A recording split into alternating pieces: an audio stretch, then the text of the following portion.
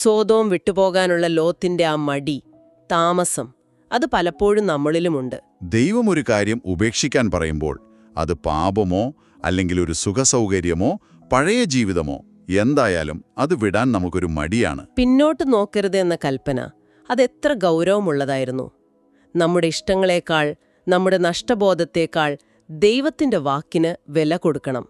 അതെ, ഉടനടി അനുസരിക്കണം. നമ്മുടെ ജീവിതത്തിൽ ദൈവം ചിലപ്പോൾ പറയും, ഇന്ന ശീലം നിർത്തണം, ഇന്ന ബന്ധം ഒഴിവാക്കണം, ഇന്ന ചിന്ത മാറ്റണം. അതിന് ധൈര്യം വേണം, വിശ്വാസം വേണം, പിന്നെ ഉടനെയുള്ള അനുസരണം വേണം. ലോത്തിന്റെ ഭാര്യയുടെ കാര്യം ഓർക്കുമ്പോൾ അതൊരു വലിയ താക്കീതാണ്. കഴിഞ്ഞുപോയ കാര്യങ്ങളിൽ അല്ലെങ്കിൽ ലോകത്തിന്റെ മോഹങ്ങളിൽ ഹൃദയം വെച്ചാൽ ദൈവം തരുന്ന ഭാവിയെയാണ് നമ്മൾ നഷ്ടപ്പെടുത്തുന്നത്. അതുകൊണ്ട് ദൈവം വിളിക്കുമ്പോൾ മടിച്ചു നിൽക്കരുത്, പിന്നോട്ടു നോക്കരുത്, അവന്റെ കൃപയിലേക്ക് ഓടുക.